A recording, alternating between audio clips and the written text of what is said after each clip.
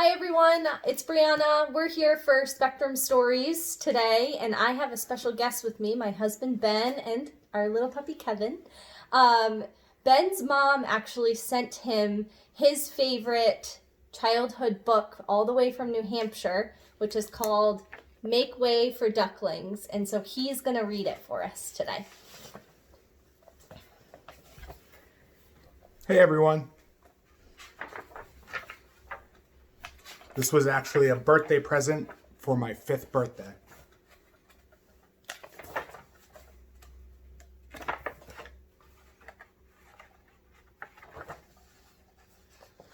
Mr. and Mrs. Mallard were looking for a place to live, but every time Mr. Mallard saw what looked like a nice place, Mrs. Mallard said it was no good.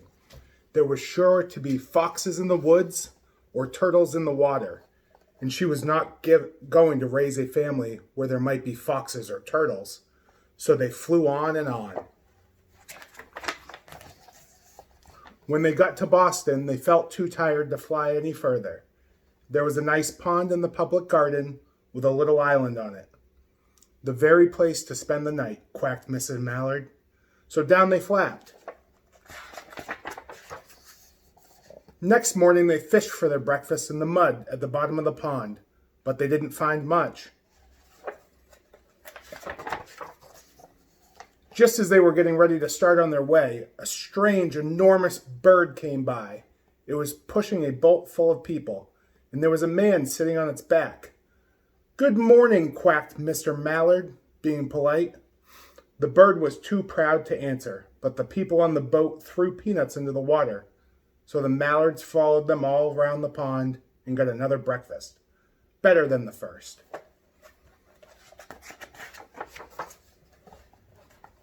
"I like this place," says Mrs. Mallard, as they climbed out on the bank and waddled along. "Why don't we build a nest and raise our ducklings right in this pond? There are no foxes and no turtles, and the people feed us peanuts. What could be better?" "Good," said Mr. Mallard, delighted that at last Mr. Mallard had found a place that suited her. But,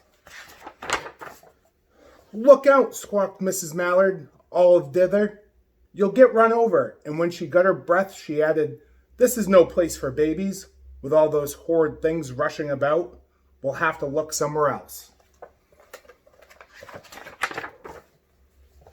So they flew over Beacon Hill and round the State House, but there was no place for them.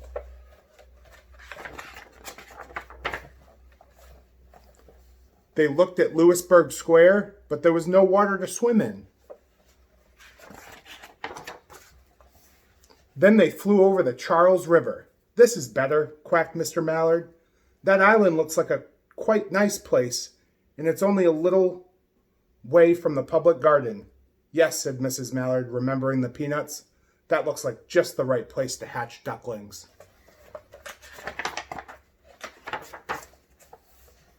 So they chose a cozy spot among the bushes near the water and settled down to build their nest. And only just in time, for now they were beginning to molt, and their old wing feathers started to drop out, and they would not be able to fly again until the new ones grew.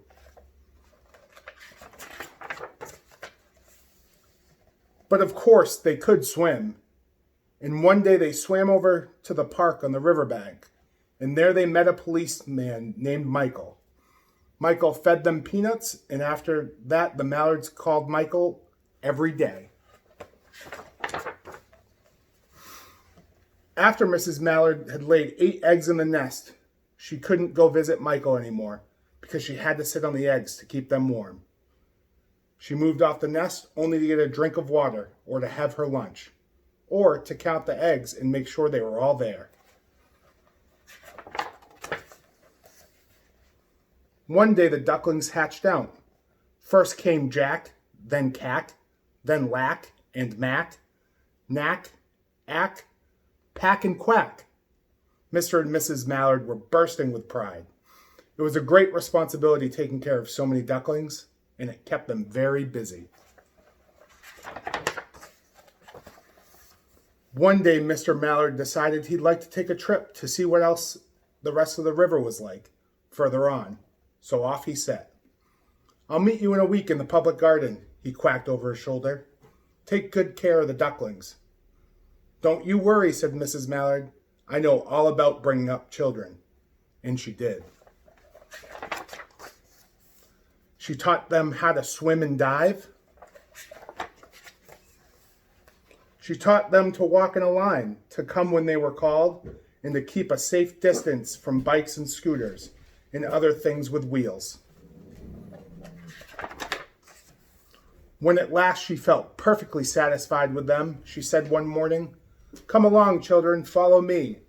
Before you could wink an eyelash, Jack, Cack, Lack, Mack, Knack, Ack, Pack, and Quack fell into line, just as they had been taught. Mrs. Mallard led them into the water, and they swam behind her to the opposite bank. There they waded ashore and waddled along till they came to the highway. Mrs. Mallard stepped out of the cross to cross the road. Honk, honk went the horns on the speeding car. Quack went Mrs. Mallard as she tumbled back. Quack, quack, quack went Jack, Cack, Lack, Mack, Knack, Ack, Pack, and Quack, just as loud as their little quackers could quack. And the cars kept speeding by and honking. And Mrs. Mallard and the ducklings kept right on quack, quacking. They made such a noise that Michael came running away, his arms blowing his whistle. He planted himself in the center of the road, raised one hand to stop the traffic, and then beckoned with the others, the way the policemen do, for the Mrs. Mallard to cross over. As soon as Mrs. Mallard and the ducklings were safe on the other side and on their way down Mount Vernon Street, Michael rushed back to his police booth. He called Clancy at headquarters and said, There's a family of ducks walking down the street, Clancy said. Family of what? Ducks, yelled Michael. Send a police car, quick. Meanwhile, Mrs. Mallard reached the corner bookshop and turned onto Charles Street, with Jack, Cack, Lack, Mack, Knack, Quack, Pack, and Quack all marching in line behind her. Everyone stared. An old lady from Beacon Hill said, Isn't it amazing? The man who swept the street said, Well now, ain't that nice? And Mrs. Mallard heard them. She was so proud she tipped her nose in the air and walked along with extra swing in her waddle. When they came to the corner of Beacon Street, there was a police car with 4 policemen that Clancy had sent from the headquarters. The policemen held back the traffic so Mrs. Mallard and the ducklings could march across the street.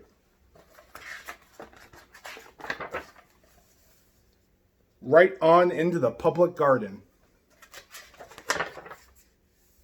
Inside the gate, they all turned around to say thank you to the policeman, and the policeman smiled and waved goodbye.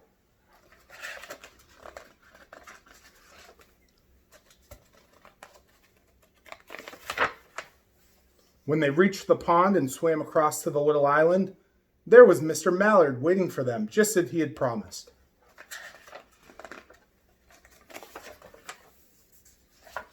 The ducklings liked the new island so much that they decided to live there. All along they followed and swam with the boats and ate the peanuts.